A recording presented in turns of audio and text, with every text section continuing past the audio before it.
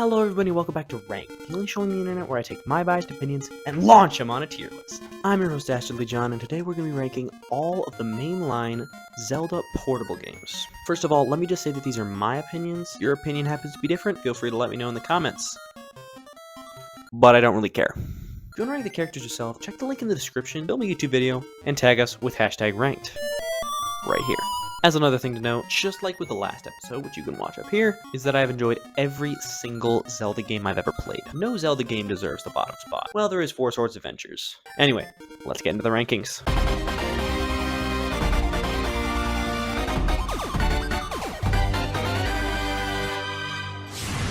First up, we've got Link's Awakening. This is the first Game Boy product, and it really shows. That's not to say it's a bad game, but it's definitely a first-gen product. Not surprisingly, this game takes a lot from Link to the Past, as it was originally a port or a demake of that game.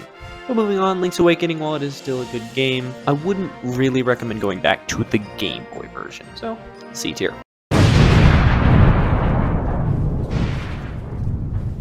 Next up, we've got Link's Awakening DX. Take a wild guess about this one. Color. Yes, Link's Awakening DX is, once again, Link's Awakening. But this time it's in color, and that's it! For that delightfully small upgrade, I'll put it one place up above the original in B tier. Not my favorite game, but it's still pretty good.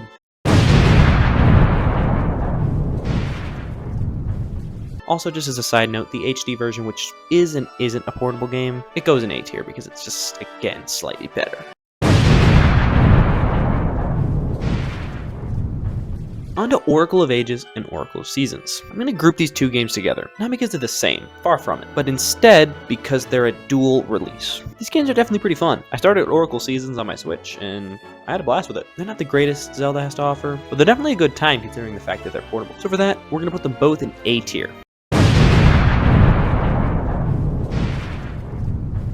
Next up, we've got Four Swords on the GBA, which was linked with A Link to the Past. I've never played this game, basically no knowledge of this game. However, it seems like an alright game. Thus, I'm going to put it in C, right next to Link's Awakening.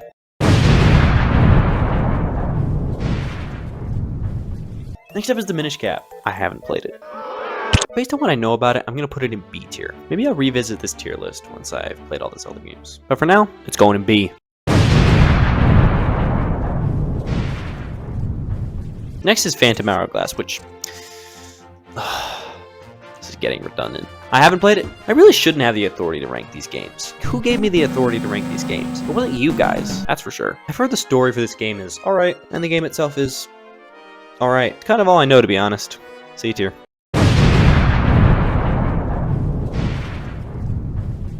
I promise I have played the next game on the list. It's Spirit Tracks. This game was pretty good. Josiah meets Zelda meets Thomas the Tank Engine, but I know as a Zelda purist, that's never gonna happen.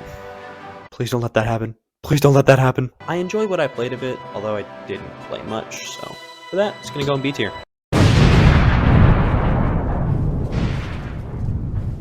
Finally, a game I have played and have enjoyed. Ocarina of Time 3D. This game is beautiful. It's essentially like if you took the original Ocarina of Time and boosted it up to an even better version. It also has its own master mode, giving the game even more content. If there's one thing I like, it's more Zelda. For these things, Ocarina of Time 3D goes into Dastardly. I really hope he does not put that. No. Josiah, do not. Up next, we got another fire game, A Link Between Worlds. It was so good. Good enough that I managed to beat it. It definitely wasn't the easiest playthrough, but it was still really fun. For this legendary amount of fun, it goes into Dastardly tier. Majora's Mask 3D. Once again, beautiful game. This game is essentially like Ocarina of Time 3D 2. It was good enough for me to play through the entire thing, so thus, it's going to go into Dastardly next to Ocarina of Time and A Link Between Worlds.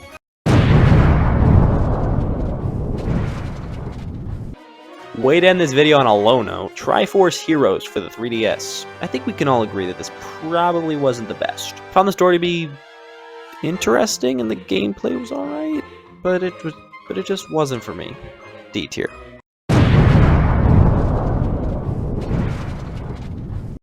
And with that, consider the Zelda portable games ranked. Thank you all for watching.